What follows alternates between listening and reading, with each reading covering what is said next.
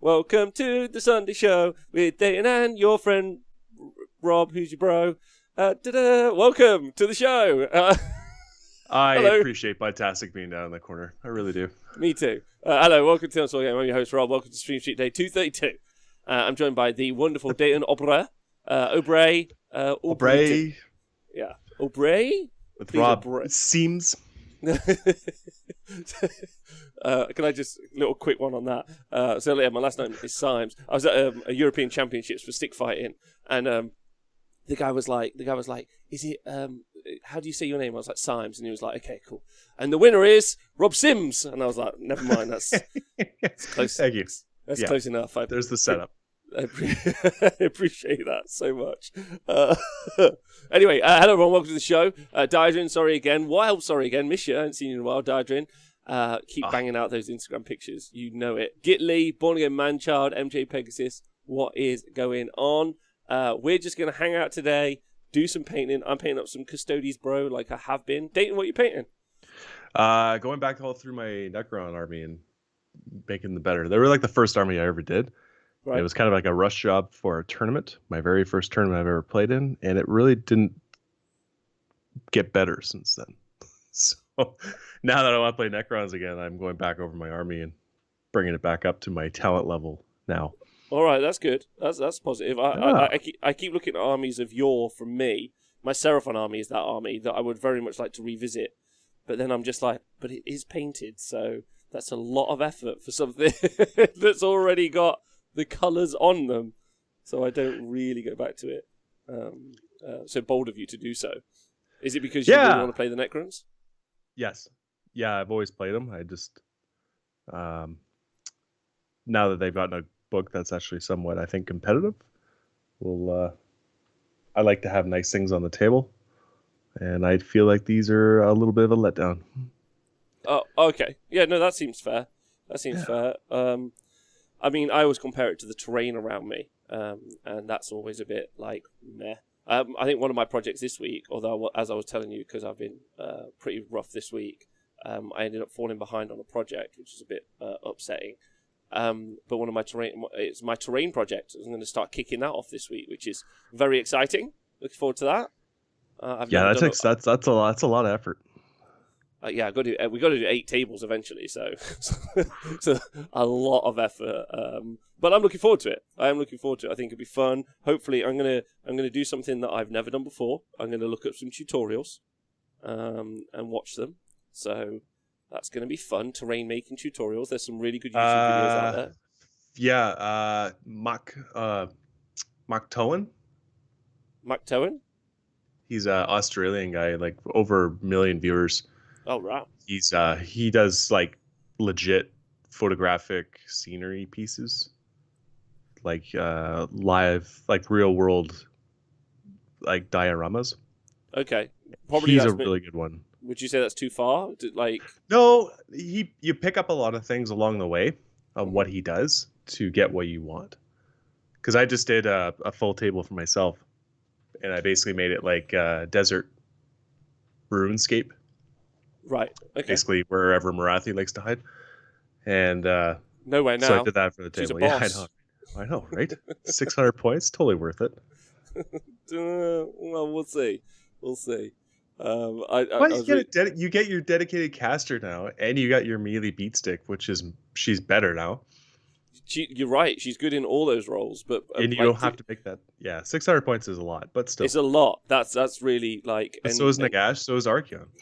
I also agree with those. I absolutely do. It's whether or not she ends up being as worthwhile as Nagash or Archeon is I guess the main question. And what was the focus of the Daughters of Cain army previously? It was that survivability in those like murder blocks, and then it was the 2 heart renders. Like, do you drop the heart renders? No, because they always grabbed you like late game objectives.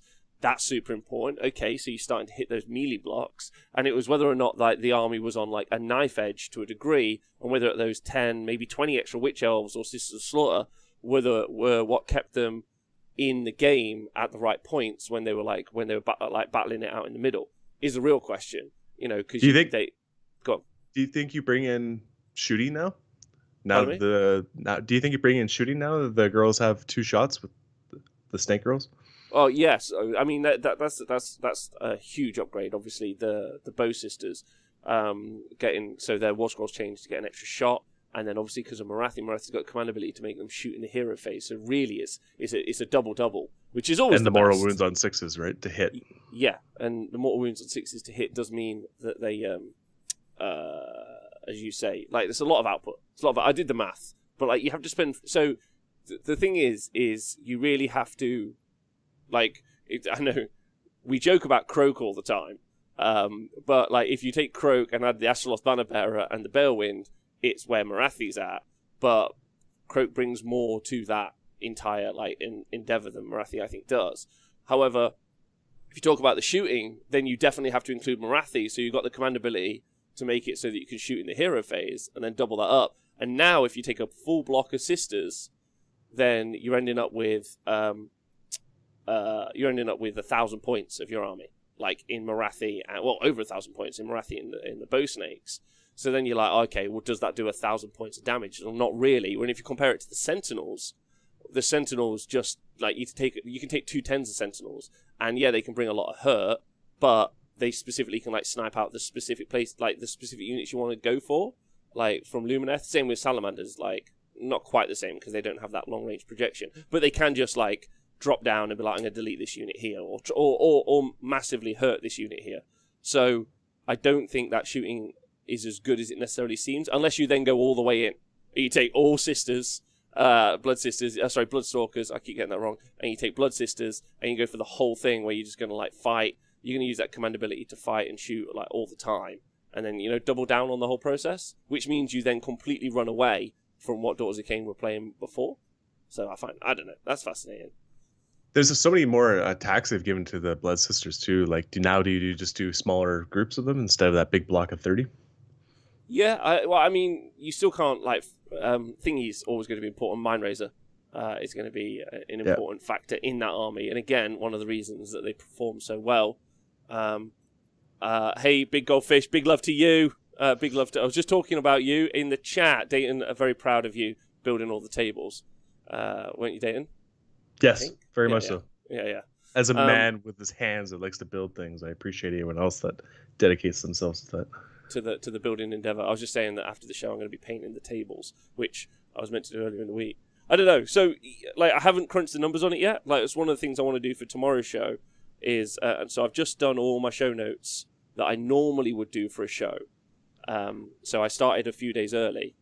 And then, so that's basically all I did yesterday. I had no idea you did show notes. I do. And then the guests are just always like, "Oh my god!" Unless it's my podcast is the same way. When I get guests sometimes, and they're like, "Yeah, do you got show notes?" I'm like, yeah, sure, totally. Let me just jot some down right now."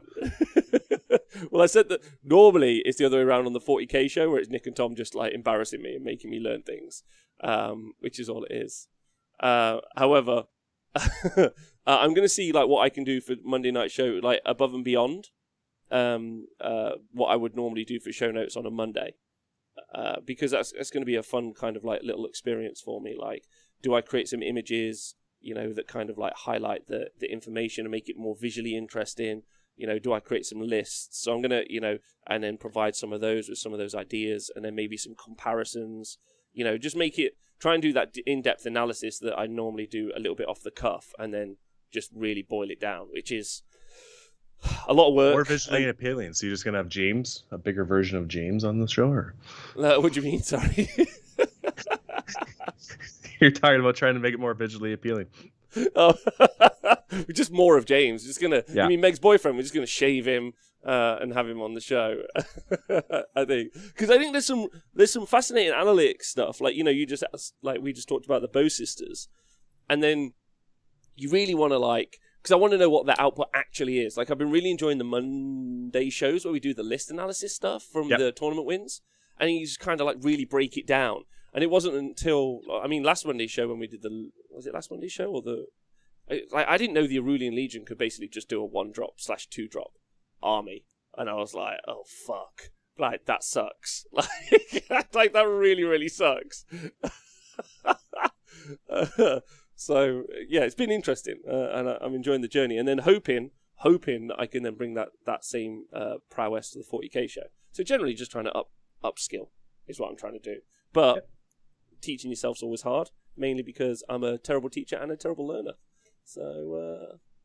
Well, let's be fair. I mean, you set the standard for what it's like to have a decent content show about our hobby. Oh, I don't know if that's true. Sure. I mean, how can I ask? How's I'd say the thousands of downloads that you get kind of stipulate that. And also, I might try and do some breakfast battles next week. So those are kind of my weekly plans. But I'll be honest, I just want to paint models because I can't play, which is pissing me off. And I just want to get all my armies done, so the minute I can play, I can be like, let's go. Let's play all day. Well, that's why I'm doing mine. Like, I'm going to Nelson next weekend, and I'm going to be playing against Harlequins, Tyranids, and Marines, and potentially Edmec. Wait, what, playing the game of Epic? No, not Epic. Just that mini games. Oh, wow. That's exciting. 4 of our teammates are all going to get to my buddy's place. Oh, Dayton, question in the chat. Sorry, I want to hear more about this. But just question was just, what was the terrain video you were talking about? Mark Towen. He's an Australian hobby guy, super Australian. He's like called Mark Towen? It's called whatever I remember on my history. Okay, we'll find that out. I did say some breakfast battles. If you want to play, babe, I might do some breakfast battles. Is going to be the plan. I think on TTS. Yeah, and I think it'd be fun to throw them in the mix because obviously I stopped them last time so I could get the Super Series stuff done. And I think it'd be nice to bring that back. Not 5 days a week, maybe just 3 is what I was thinking. Sorry, Luke Towen. Towan. Over 1 million subscribers on YouTube. He's pretty easy to pop up. Okay, there you go. Well, I mean, when you put the right name in, it really helps. I mean, that really helps, yes. It's not like we're friends or anything. I can fuck up a man's name that I watch occasionally.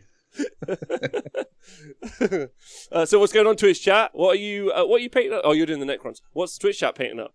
I think that's the real question. What are the Twitch chat painting up? Are you excited by the Marathi book, Dayton? Like, are you bothered or interested? It was funny because we just did an Ideneth Deepkin kind of deep dive on our podcast last week, and then they just totally changed. I don't know if they totally changed, but yeah. Yeah, I know. Like, they made the Leviathan a lot better, but then they increased its points, which you're kind of just putting it in the same place again. But yeah, I mean, they got some things. I think Ideneth got some stuff to work with. The netters, changing the keyword on the netters really makes that list interesting now. The whole not being able to pile in is a new mechanic. That's awesome. I don't agree with that. Like, what? I don't. I talked about this yesterday with the activation wars. I think the not being able to pile in is like a massive negative.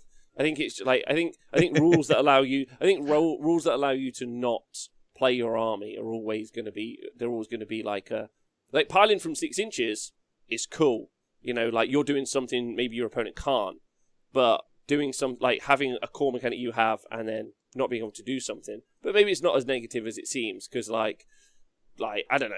I suppose it's the right situation. Like, you know, if you put like an offensive unit behind your screen and then, you know, you're intending to pile in 3 inches. I think it's more situational as well. Because if you're going to go and attack a unit, they're going to be in range to pile in, probably. I don't know. It's a negative play experience for the bigger blob if you're running huge blobs of guys. Yeah. Because being able to side hit them with the shark now after being netted is... Yeah, I think it's cool. Anytime it's got new ideas of thinking, and now when you run big blob armies, you have to consider that. Like, is it worth it now to put myself in that position? So I like things that change up the game in that way. Yeah, agreed. I think anything that's different and dynamic is interesting. Just it should always be discussed, right? Like, you know, what's that going to be like? And then also, like, is it super effective? So I was trying to like work through the scenarios in my head last night, and I was like, I think it's probably more situational, like, than it is effective. I mean, the Leviathan you talked about. Actually, I'm like, that's pro. I'd rather have the Leviathan on the list because I can just start off turn 1 with my whole army on a 2-up save, which is pretty wild. Like, that's pretty good. So I personally And think... you get to dictate who you're going to get shot at. Yes. So I think 2-up save eels. Maybe it's worth dropping some eels so the rest of the eels get a 2-up save, and they can even run into the midfield with a 3-up save. So that's like a big positive, I think. Ultimately. Yeah, it turns out my wife is ahead of the meta already with the she shark. is. She got a turtle. And she got turtle and shark. That was a whole... Whatever list I made for her whole stipulation is it had to have a turtle.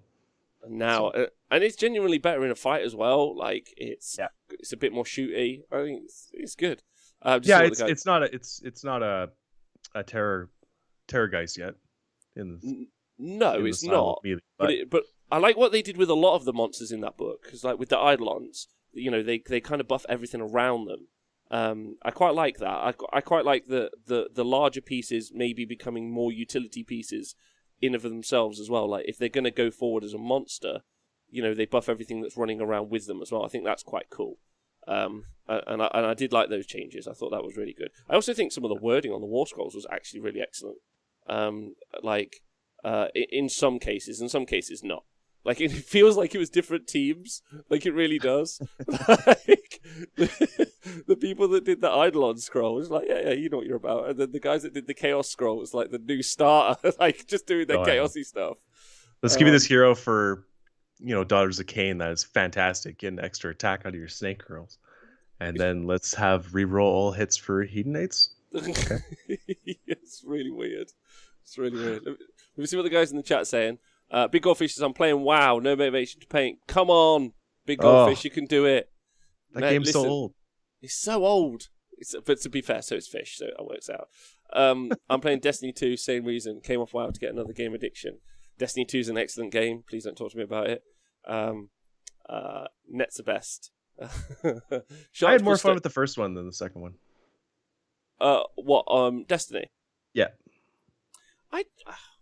I just don't know where everyone finds the time, if I'm honest with you. Well, maybe I know where everyone finds the time. They don't just fucking trawl social media forever, which is like an addiction I'm trying to kick, which I've told all you guys about.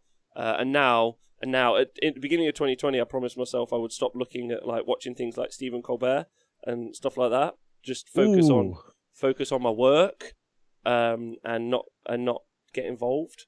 But I can't help myself. And so I've again tried to kick it. Today's my new commitment because I'm an all or nothing person. That's why I don't drink. Like, people are like, oh, you can have one. I'm like, I'm not a one type of guy. Like,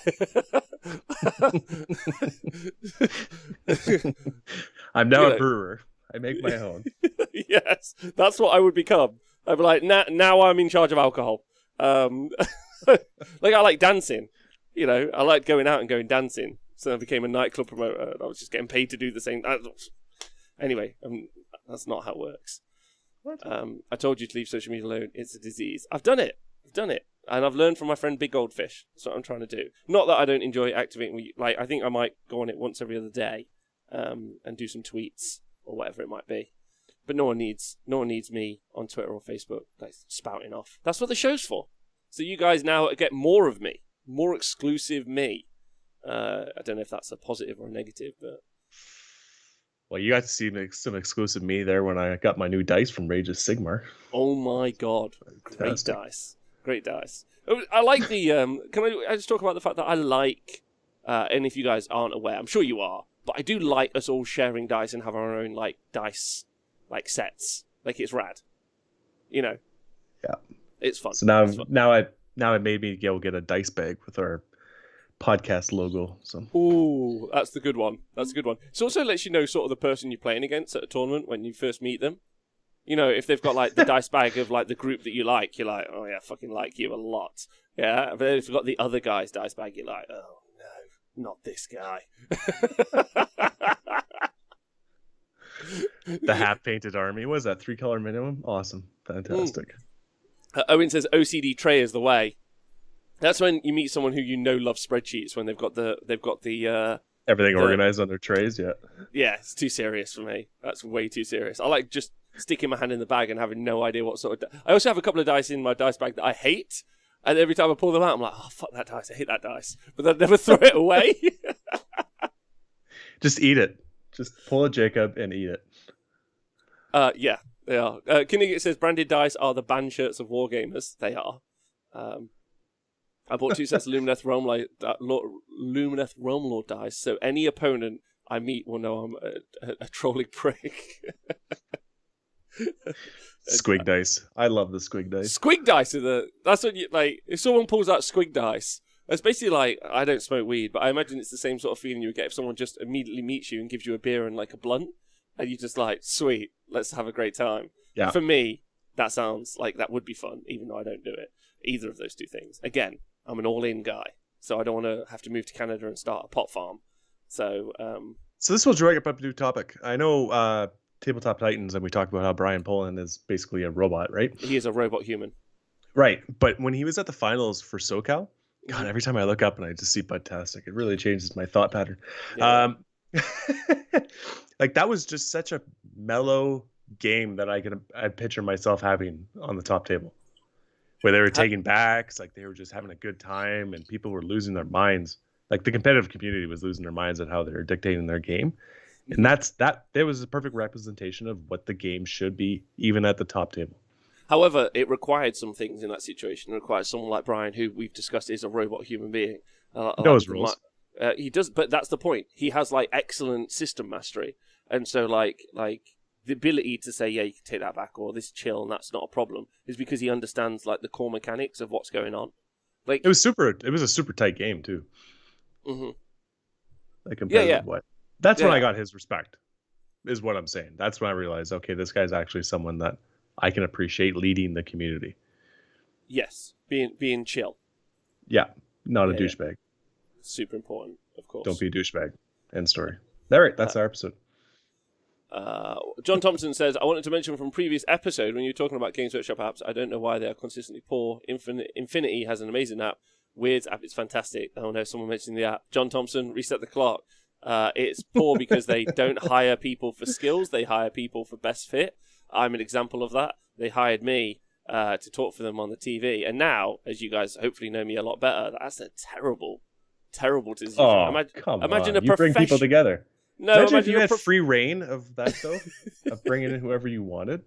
Yeah, I'd have been more chill. I brought Lawrence on from Tabletop Tactics, got him on the show. That was fun. And Winter's SEO and those guys.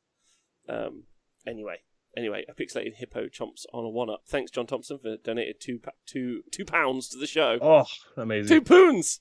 2 poons! That's nice. So, hey, you started doing something new. You played some role-playing games for the first time, yeah? I did. Last night on the Rage of Sigmar podcast, which is an affiliate of the Rage of Sigmar network conglomerate the Down Under podcast. network as well. Yeah, which I'm actually an intern for, and I'm paid in jam. Most people don't know that. And we played John. So it's a podcast that was on last night, and I think it's out now. And we played a game called, you know what it's called, Dayton? It's called I Am John, or? Yep, where everyone role plays John. So you're the mind of John, and you get to dictate his actions, but you got to role play, but you share this person. Yes, and then you vie for control of everyone is John. Thanks, Dan Don't. So then and also hi, hope you're well. You control John, but in this case we weren't John. Everyone was Johan. So we were controlling Johan, and we had you just make up some of your own goals. It's very freeform, and I'm not someone who plays a lot of RPGs very much, specifically because they scare me. In case the devil gets inside my soul. Oh, the old D&D days. Oh my god, I can't believe that was real. I can't believe that was in the same real. way that video games, right? Yeah, promote violence amongst our children. Yeah, video games. Anyway, but yeah, that was really fun. So I was on it. There was Jacob Berry, obviously from the Rage of Sigmar, and of course Joe Pagano, but then also Mr. Budtastic Guy and John Scrivens, and then we were controlling Johan. But I didn't really understand quite how hard it would be, and I set myself some pretty bold targets round 1. Round 2, I really lowered my standards. You adapted. It's good.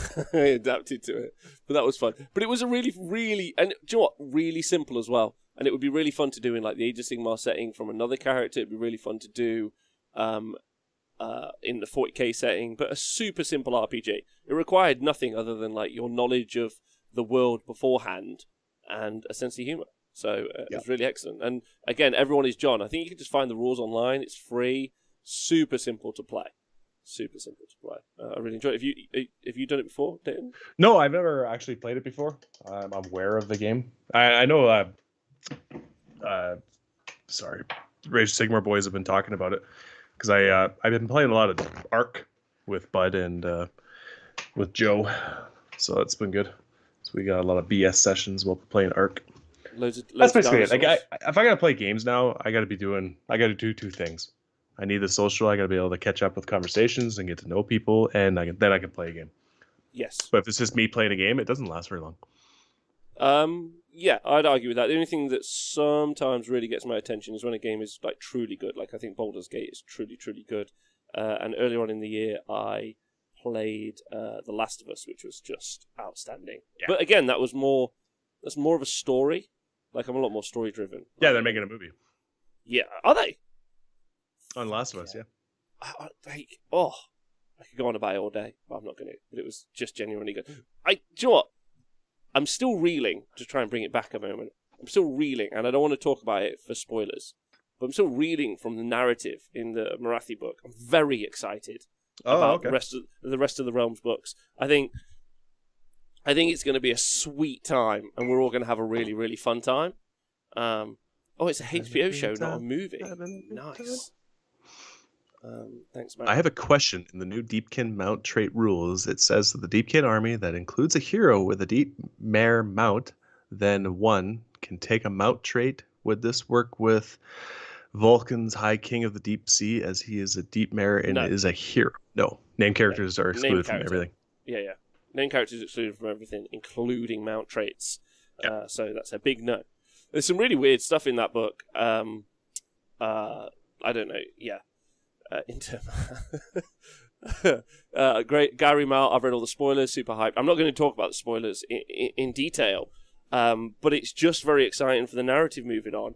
And I wish that the 40k narrative wasn't so dense to a degree, so I could kind of like follow along with that as well. Like I feel like it's pretty chunky. Also, the lead developer for that's not particularly good either, so that's a shame. Well, they're introducing big game-changing characters that would be really awesome for the lore, but it doesn't do anything. AKA the Silent King. Do you think it's because of the place? Like, it's like the Silent King's arisen, and then there's like, like with the cities of Sigmar, there's a battle at Anvilgard, is as far as I'll say. But like Anvilgard's become a place where it's a place where like we like know and love. You can build armies from it, and now there's a battle there, and you're like, have they done the same? Like there's obviously terror. There's obviously I guess they did the same with Cadia. Do you know what? I'm talking about my arse. Like they did. Like they had a whole planet fight, right? And and it spawned memes, and it was part of the story, and it like they destroyed it and they moved on. And I think that's excellent. And they brought in a Necron character to help the Imperium. Yeah, fuck yeah. Vigilance Armageddon. I guess maybe it's just not delivered in a way that, that their messaging is weak. Their messaging is weak. That's what I'd like to say. Like Biden. A video game that emotionally brought me all over the place was Shadow of the Colossi. Why did it do so?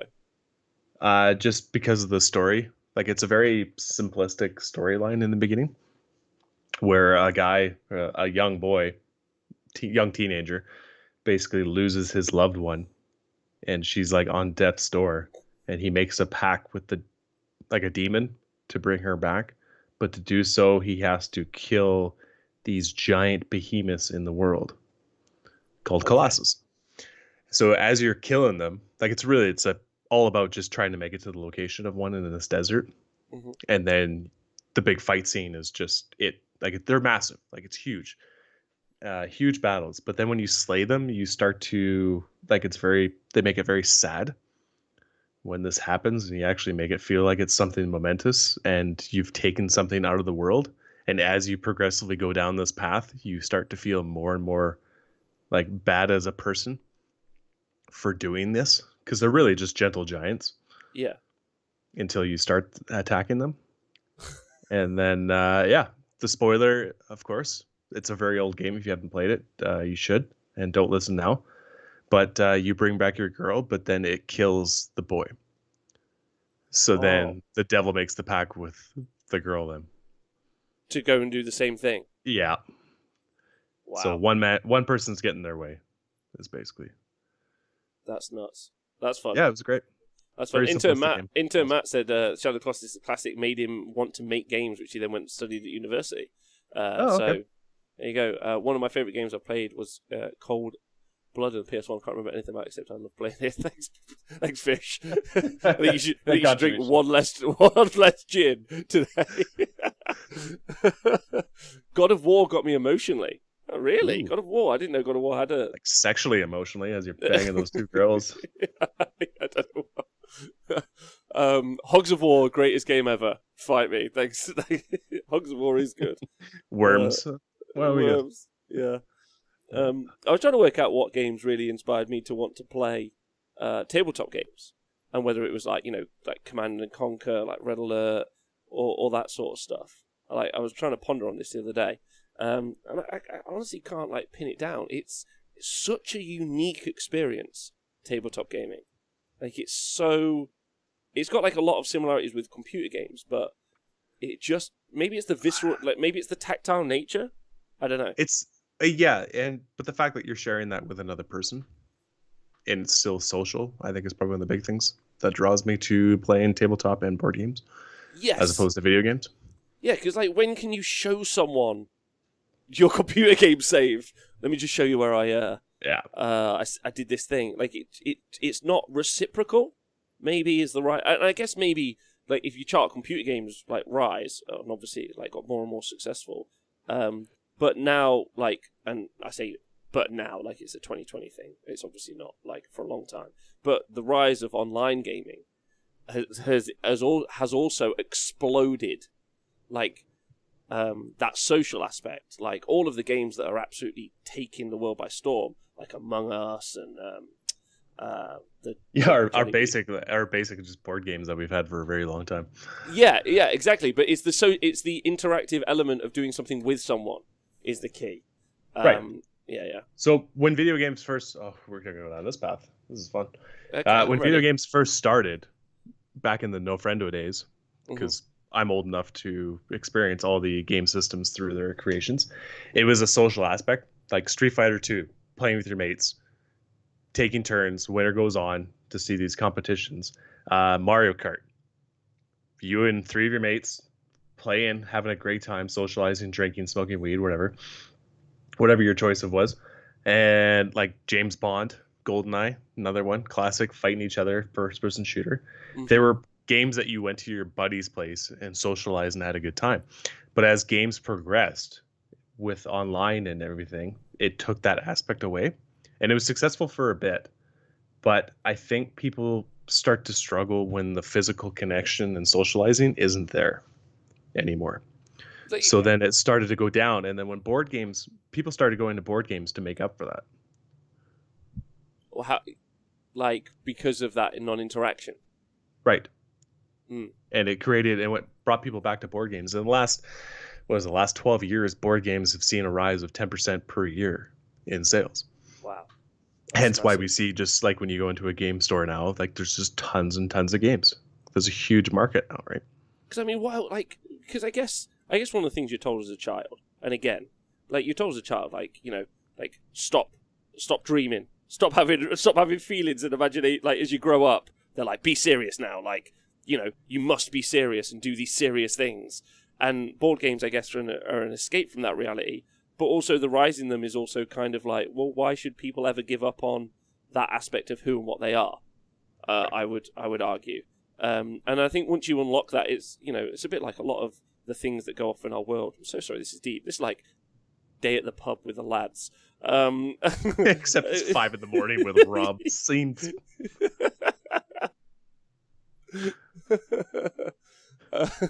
I think one of the things that is nice is that people are throwing that idea out the window. You know, like, you know, when you see the video of like the old fella dancing, like at a street party or at a club or whatever, and he's like 1 billion years old, and you think, yeah, like, at no point is that like you should act your age. You're like, you need to fucking carry on doing exactly what you're doing. Yeah, you're I a hope legend. I can live up to your standards, sir. Thank you so much. Yeah, yeah. My dad was. I always played every Friday. Was played chess with my old man. Like really? growing up, that was the thing. Like you had to every Friday. You had to, no matter what was going on, you had to make sure you made time for your old man to play chess. That's fun. That's fun. And it was really good. And then, of course, obviously, that emphasizes the bond with your dad and everything else. But it basically was the slippery slope down to board games. Okay. For me, that's a good one. I think that's a good one. That's a well structured. Was it at Seppuku in the chat? Was like, I'd found a magazine in a hairdresser's, and then I'm now down thousands of pounds. All those articles written by men. All of them, every single one. John Thompson says, I left gaming at 14, joined the Royal Marines young, and then at 37 found something missing, and it was diving into imagination. Then I got back into the hobby big time. There you go.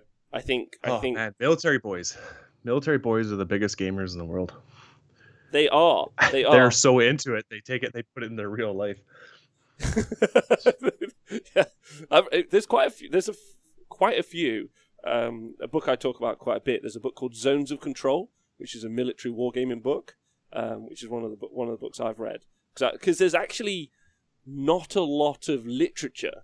There's a lot of articles and blog posts, and especially YouTubers, but there isn't a lot of like literature on the subject of like wargaming for like general wargaming as a concept for not military stuff, if that makes sense. There's so much history in our world. Yeah, there's shit tons of chess stuff, and there's a shitload of like military history stuff, like big shout out to Historia Civilis and stuff like that, where it gives you some, but not like the wargaming hobby, which maybe is still fairly new. There's very little like actual literature to like understanding like hyper efficiency in units, or like stackable buffs are things that you don't get access to in a military wargaming book because they don't really apply, because they don't exist. Those. Whereas anyway, so one of the things I tried a couple of years ago, I tried to like find a lot of literature to read, like something like in depth and like really analytical, and there just wasn't very much. Like, and even like that's why I was so jonesed on the Goonhammer article last week, because I thought it was, not only was it well written, but it was also, it had a structure to it. Like it was like an argument, it was like argumentary prose. It was like, here's a structured argument to learn something. And I thought that was really valuable. Because they were like breaking it down, like, here's science older dad coming in math to show you how this actually works. I just want to ask, is the no, yeah, he's gone. MJ Pig says, Little Wars. H.G. Wells wrote a war games book, Little Wars. I did not know that. I once played chess, but there wasn't enough dragons and shit. Dayton. Yeah. Is that a quote? Not for me, no. But no, yeah. So I grew up on like backgammon and gin rummy and crib and all those old, and chess, right? Mm-hmm. So chess among all those was the biggest deep thinker. So that's what started sparking it all. And then of course Warhammer and everything else rolls into that. You do, yeah. Yeah, there's there's loads on chess as well. There's loads and loads of literature on chess. There's a really good board game actually if you like chess, because chess is an asymmetric game, essentially. Hive is a really good chess, like gives you the chess feels and satisfaction, and it doesn't need a board. It just comes in a pouch and you can just play it anywhere. It's just made with hexagon tiles. Okay, I'm going to check that out later. Thank you. Yeah, I appreciate that. You're just trying to get the queen bee. Okay, it's queen bee. I think one of the really I'm going to deep dive some YouTube later and see if there's any sort of like if anyone in the chat has any like real detailed like YouTubers who know like do some analytic stuff on like not board games necessarily, maybe board games, but more like strategies around them. I'd be fascinated, I think.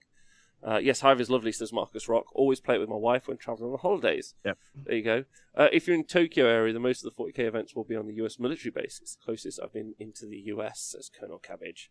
That guy 462 says the full title of H.G. Wells' book was Little Wars, a game for boys from 12 ages to 150 and for more intelligent sort of girl who likes boys' games and books. That can't be the full title of the book.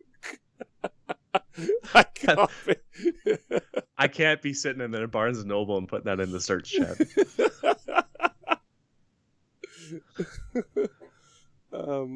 That is it. I promise you it is. Oh my god. Oh my. See, this is the thing back in the day. Like, you know, they talk about like who wrote Emma? I forgot.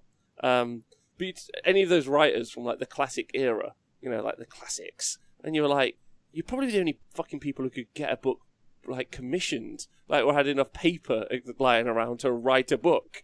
Yeah, like, that doesn't pass muster. In my point, that's nuts. That is the full title. I never knew that. Did you know that? Nope. Wow. I'm not part of that gang. We just finished Lovecraft Country too. What did you think? So Austin, good. thank So you. good. I love Peele. I love his movies and his whole thought pattern behind that. And I love H.P. Lovecraft, so it worked out real well. Yeah, he's got a really good style. I really do think a bit like what's his name? Taniki Kawawa. What, I can't say his name. Yeah. That guy. Tatiki Badaba. Yeah, that guy. Also excellent. Escape the Dark Castle is wonderful for this, apparently. I want a simple dungeon crawler to play with the wife at the minute, says Joe PLC, and apparently Escape to the Dark Castle is wonderful for this. Taiki Watiti? I think that's how you say it. Thank you very much, everyone. Taika? Is it Taika? Taika Waititi. Watiti? Taika Watiti? I just know him as, like, the good guy. That's just how he is. You ever hear, like, what we do in the shadows? Where they got for the props and stuff, they basically robbed Lord of the Rings sets. Yeah. Like when they were done their movie, they went through and it's like, "Are you done with this? Can we use this?" It's like, "Elviers, what can we do with this?" Oh, like just so good. Anyway, but yeah, fascinating. I didn't think we'd go there with board games and games in general, but it is as a guy who has like 160 board games on his shelf, it's an easy path for me to go down. I can absolutely, like, that's one of the things I didn't necessarily understand about trading card games, like, to a degree, or maybe like they just weren't enough for me. Like I've got the bike in my hand, so now I've got like the little jet bike, and it's there, and it's part of the game, and like I can envision it, and I know the story behind it, and it's quite cool. Whereas like the card with that art, I never really gelled with that element of it. But TCG games is all about the euphoria of getting the rare. With the pull from the back. Yeah. It's the gacha games, isn't it? That's the name. It's the gambler. It's the gambling, right? Yeah. Whereas in Warhammer, you can pretty much buy whatever you want. Obviously, like can you? Can you? Is that still true? Yeah, I guess you can to some degree. You can't buy all of it, no matter how hard you try. They won't even give it anyways. Their warehouses right now are screwed. You what, pardon me? Their warehousing in North America is just hooped. Why? They're shorting storefronts on orders. Like they're super behind if you order directly through Games Workshop now. Like they're really behind on all their orders. Yeah, they're falling apart right now in the last 2 weeks. I didn't know that at all. Yeah. There's a couple articles that have been written on it now, and the people are trying to figure out what's going on. Fascinating. Yeah. Fascinating. I wonder if there's anything. Production's still going in the UK. I think it would just be it could just be they're just selling so fucking much. Like it's that simple because. Oh my god, the books. The books. Going from the books are printed in the UK now. It's brutal. Like they're seriously sell out. Like I know buddies that are trying to get into Necrons and they're like, I can't get a fucking book. I'm like, yeah. Oh, I did not know that. Yeah. Is that true? Oh, very much so. Yeah. Wow. Here at least. But yeah, of course. Like, something I like bitch and moaned about when it first happened, but I guess I haven't done the follow up. So like, I guess there's like short stocking of books all over, especially for 40k, and then because you can't buy them digitally in any format, which is obviously insane. Like people can't just pick up a book. So there's like now a like. But do you think that they think you're that screwing the people that are trying to get in? Basically. Yeah. That's weird. Dude, they've been printing in the UK for ages. I didn't know that. I appreciate that. It's intentional shorting independence, stock available in various lines direct from Games Workshop after running out in FLGs. Oh, so is the current conversation that we think that they're intentionally shorting independence as a company? To make eBay benefit? Wow. No books, no new Marines. Oh, so you can't buy the new Marines either? Yeah, they're selling out all over the place. See, I think it's the stock issue. Surely they would sell them if they could flog them. Do you know what I mean? As a business. As a business. Typically what you do, yes. I really like stock is really limited abroad at the minute. Yeah, I can see it. I think they're probably just to give you some indication. Oh, it could be because of the building. Can I give you some inside info that I know, and then we can maybe track data from there. This is why I like my co-host Price, because he worked for GW, and I love the what he brings to the table. So when I was there, so to give you an example, I was there for the launch of 8th edition 40k, and to give you some indication of how successful that was, they made more money that weekend of the relaunch of 40k 8th edition than they did for Christmas, the whole Christmas of December period, the year before. So their whole Christmas, they double tapped, like they made more money that one weekend, not the week, not the month of, the weekend. And while I was there, production-wise, so if people have ever been to Warhammer World, some people don't know this, all their production is just done on the ground floor. If you've ever been up into Warhammer World on the second floor, you got the stairs, that's above the factory, so that's above where their print rooms are.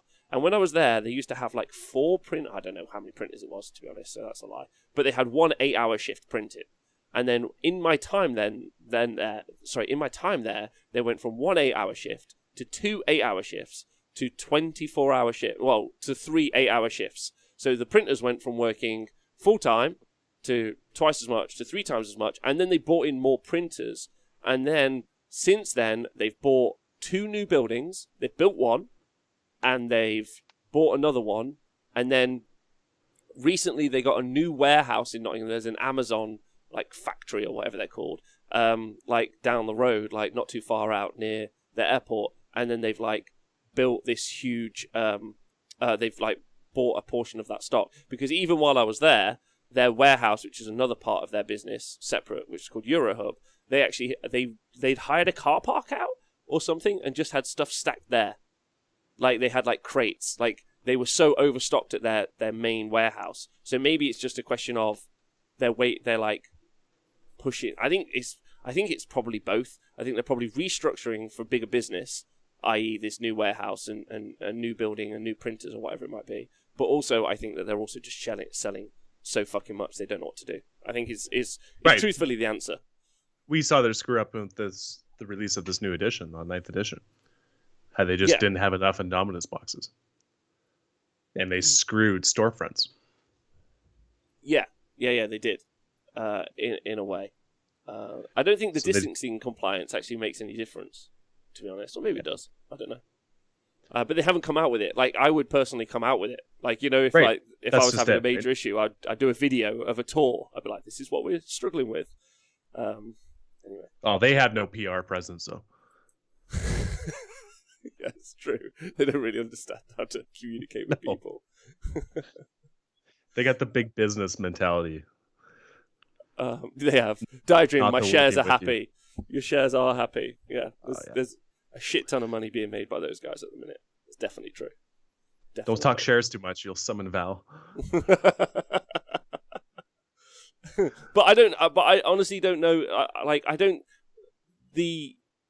think it would be a weird move for them, having been inside the company, because the trade guys are treated like rock stars, because they just they have parties. They're like the Wolf of Wall Street, they're like, we sold $1 billion, and they're all in Bugman's after. They're like, yeah, we sold out North America again or something. So the trade guys are it's a big deal. So that's the local gaming stores who get their stuff from trade.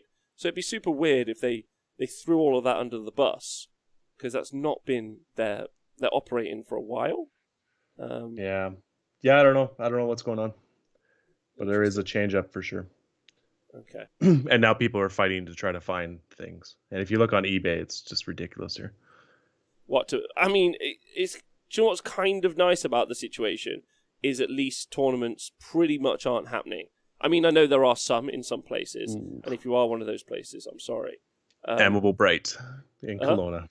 Amable Bright 2-day GT. Just where's that? Started this weekend. Kelowna. I don't know where that is. Is that France? I could tell you, yeah, I could say Germany and you wouldn't know where that is, Rob. No, I know where Germany is. I've been. No, it's a city in BC. Oh, okay. Which is British Columbia, which is a province in Canada.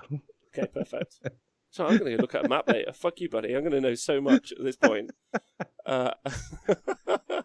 There's probably a tournament in Florida right now, I am sure. There probably is. But America's a very different kettle of fish. And also interesting because America's had, not to get too much into it, but because America's had some poor leadership by a fascist. So what you've ended up with is like there's been a lot of like very loose rules about their country. They've been like having tournaments and people are like, we've only got 85 people at our tournament. Everyone's like, yeah, that's chill. You would assume once you get some proper leadership, as there are like 130,000 cases a day at the moment, that they might end up like doing. Well, I mean, in the UK we're now into lockdown 2. And even where you are, which is pretty fucking remote, Dayton. Like, there's some stuff that's happening, just it. Right? We've narrowed it down to a region, which is the Lower Mainland, which is Vancouver and Abbotsford and all of them, and they're now isolated to just in-house family for the next 2 weeks, and that's what makes Admirable Bright. It's just outside of that, but I guarantee you that there are people from Vancouver that are at that tournament, and you're not allowed to. They've said you're not allowed to leave or enter the Lower Mainland unless it's for emergency reasons. Right. Okay. And is this hobby an emergency? Nope. I mean, it's brilliant. It is, and in my life, and I love it, but it is not an emergency. That's a fact. No. So, I mean, the election has got taken more than one turn in the, like, obviously excellent, but also, and most importantly, it might have just completely changed the shape of, like, what North American gaming will be like for a year. Because it could have been pretty much business as usual for the next year, irregardless of, like, actual science and, like, as in laws wouldn't have been put in place or rules wouldn't have been put in place to maybe mitigate events. But I assume now that it's going to be it's going to be nuts. They're just going to shut it all down. I assume that'd be the right decision, right? I mean, at least at the bare minimum, enforcing mask wearing, like at the bare minimum. like at the most the simplest state.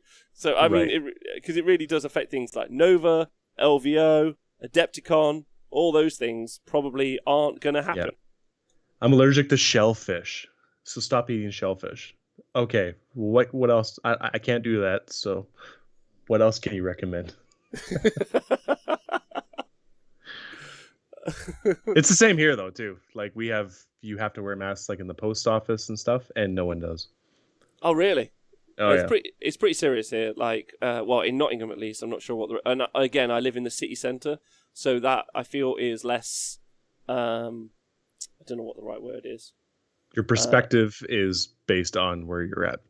Yeah, so and it might not be a representation of what actually is going on. Yeah, in the whole country, it might not be representative at all. But generally here, I see masks worn all the time. Even people running around in the street or whatnot.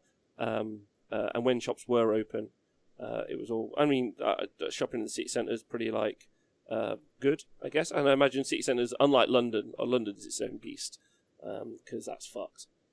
It's not fucked. It's it's fine. But the tube, and there's only certain ways to get around, and those other things. So, but Rob, can I ask you a question? Yeah. How British are you? I'm so British. I'm the tippity top of Big Ben's cock. is how British I am.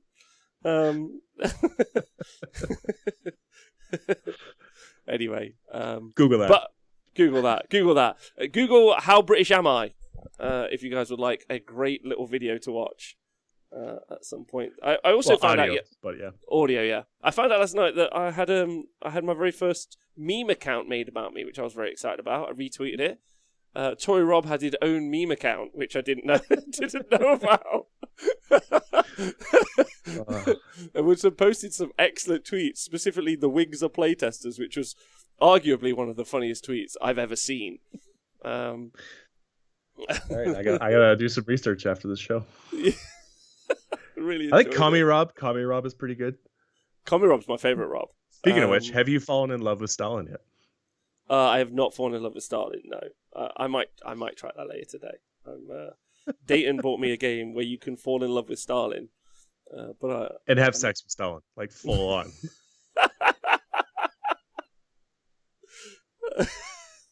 I love indie developers. Yeah, indie developers are the best because they don't care. There's a guy in my club called Big Ben. Glad to know you're acquainted. Big Fish asked if there are any witches in town today. Unfortunately, no witches. There's no one in town today. Last week, when Fish was here helping me build some more of the venue, there was a bunch of witches who were role-playing, or it was like a Wiccan festival, or... Oh, nice. Nottingham has a really big Wiccan community. We even have a festival every year to celebrate it, which is... Well, you're so close to Scotland, right? Scotland still does that. Ireland. I guess to you we're really close. That sounded like an insane statement to me. You were like, I guess you're really close to Scotland. I was like, what the fuck? It's I keep talking about how I'm going to go visit Budtastic to go play a game, and it's fucking 14 hours away. It's like me driving to Germany. See, I know things about distance. I remember day seeing them walking the bar. It was funny. Anyway. There was loads of witches. Dayton, of all the agency my narrative Twitch chat, same thing. Try and bring it to some semblance of actually talking about hobby. I know. I'm sorry. Which of the narrative threads would you like to see explored the most? Have you got any kind of like inclination of what you'd like to see? It's tough. There's a few of them that are kind of like stagnant, and this is what they do, and I don't see them evolving. Like say Flesh Eater Court. Mm-hmm. Like I don't see how they really interact and evolve things. Not unless they like ended up, because that was like an old model range that's been like re-envisioned, right? Not unless they like put in, a centerpiece model or something similar to. Yeah, like the original Flesh Eater, like the original one that caused it all. Yeah. Whatever his name was, Nagash's guy, whatever his name was. That guy. Can't think of it. That guy. Manfred? No, it wasn't Manfred. He was basically like an enforcer, a knight for Nagash that went into cities and enforced his will, but like in a chivalrous way. Okay. And he got imprisoned. He ended up starting to see the evil in Nagash and went against his will. And then he got imprisoned in a tower, and he was very he was really involved with himself. Like he was a very pretty person, and he had this ideal of himself, and being in prison for so long, he wouldn't let go of that image, no matter what. And so that was his delusion, and that's how the delusion started. I mean, people can say I'm wrong in the chat, which they probably would. Yeah, they're saying it's called the Carrion King. Yeah. So then when he was released, that's why this delusion is so strong with them, and they're still part of this chivalrous and protecting the kingdom and everything like that. And that's why they're split. Like some of them are for Nagash because they still want to be that protector for Nagash, and then some of them are against for what he actually did. Okay, that's cool. Cool. But like I said, to go back, is you can't really expand that too much unless you bring in, I guess, the Fallen or the Carrion King. So then factions I want to see evolve. I want to see Idna Deepkin come back in, especially with Teclis being on the tabletop. What in what way would you like to see? Because I think he's the banished. They're the banished faction of Teclis, right? Yeah, I think one of the things about Idneth, which is maybe awkward from the narrative perspective, is that they're like reclusive. like shadowy raiders who you never hear about, or like they don't get involved in world politics. Like, you know, they're not like trying to take over a realm or destroy a city or, you know, any of those things. They got brought in with the Great Necroquake. It's true. They got to see that, right? They talked. There was a couple stories based around that where because they had like what was it? There was this big siphoning tunnel where they put all their carcasses and they're dead. It's like sent it away from their main city, and then all these undead fish and sharks and whales and everything else started coming upstream and attacking them with the Necroquake. So that was cool. Didn't in the Necroquake, didn't the Skaven dig a hole into one of their seas? Didn't that happen?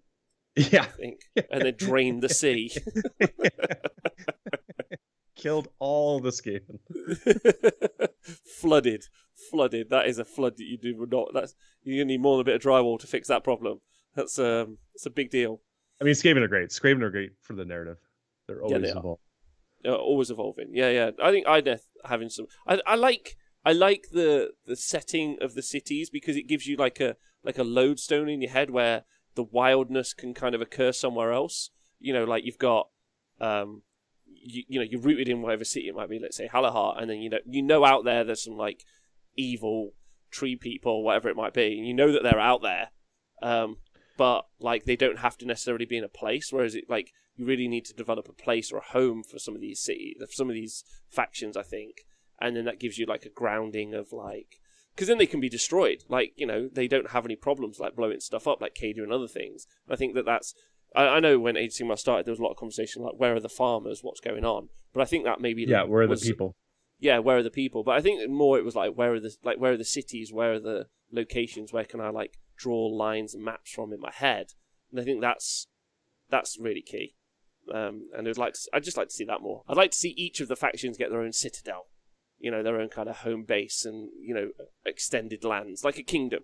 I want each area to have a kingdom, basically. Which means that they don't have to necessarily have, like, the factionalization. Like, they don't have to, like, Grand Alliance order. Because, you know, is Marathi even really order anymore? I guess is the real question. Yeah, no. She never was. That's what makes it great.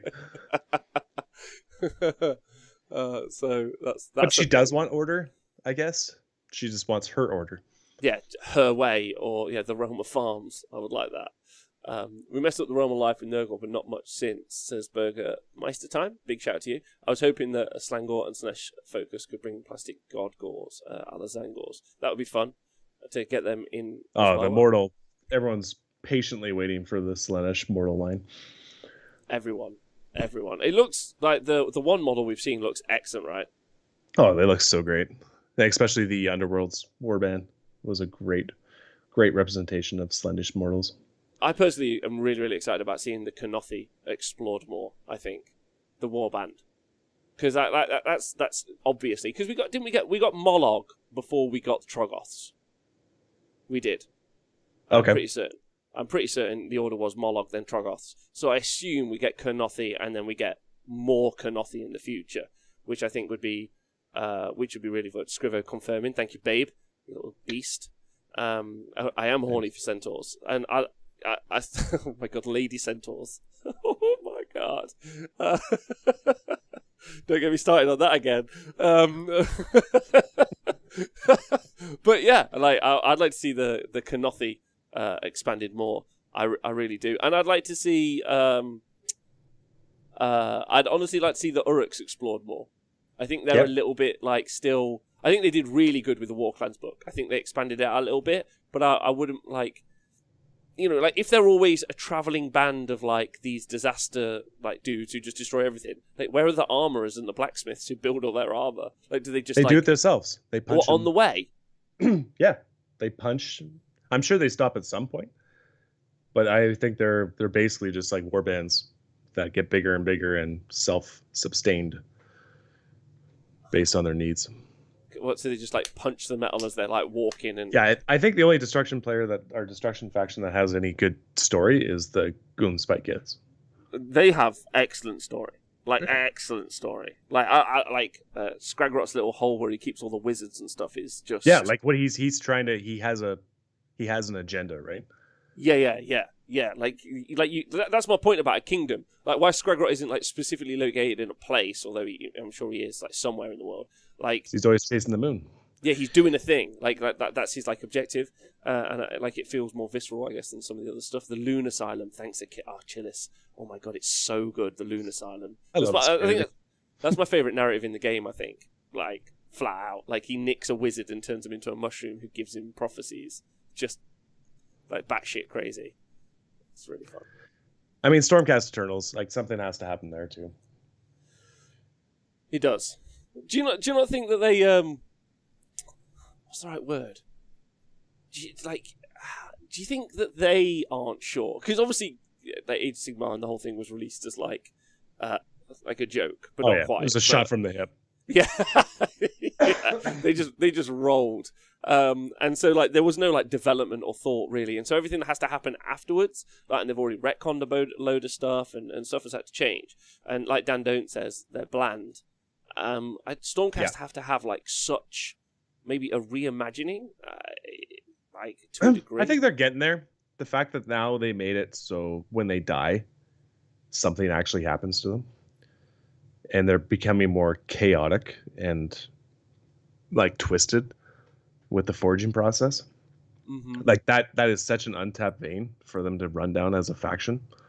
Like the unwanteds, the banished, right? I think it'd be really cool. I like how that's like Nagash's whole goal is to make these generals from all of the forgotten Stormcast.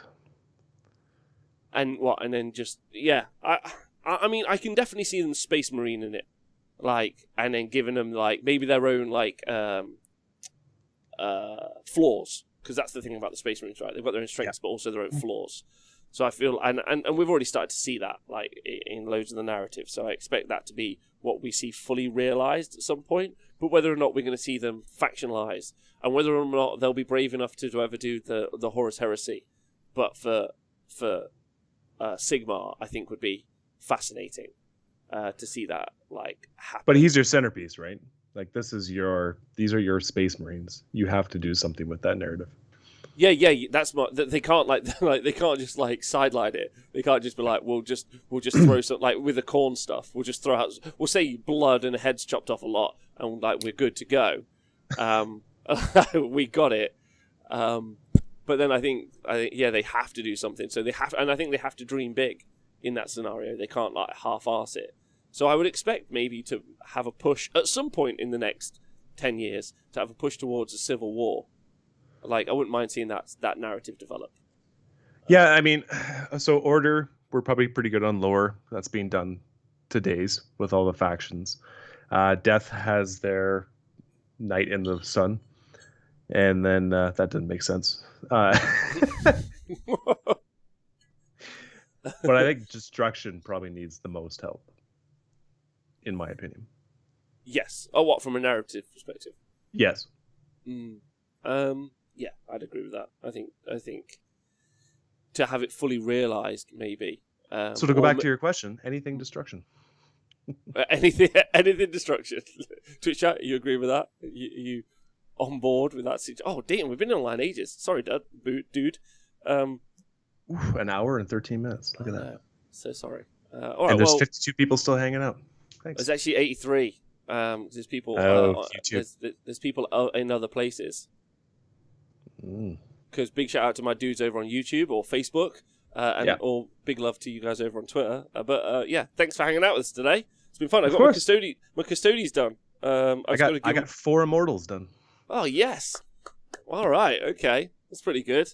So that's fun. So now I've got my Custodes army finished, which is sweet, and my new knights and my new dreadnought. Well, my dreadnoughts apparently got better in the new forge. Oh, they got way better. Yeah, the -1 damage is just so broken. Oh wow! Can we just before we go? Can we can we get a fact, please? Yeah, sure. Like it's been weeks. It's been weeks on these Necrons and Marine books. Can we get some facts? Oh, it's 4 weeks. They've said now. It's long gone, right? I think so. Yeah, we're November 11th.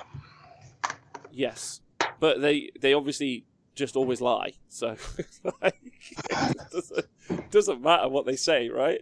Like I really, if you're the, I don't think any of you who listen to this show are the guy, but the guy who's just there, like goes to bed the night before, he's like, can't wait to get up tomorrow. They're going to release the FAQ. I'm just going to have a little sleep, and then I'm going to wake up. This is the day. Like it's his first experience. But there's some legit broken, like not fun mechanics in the Marine book.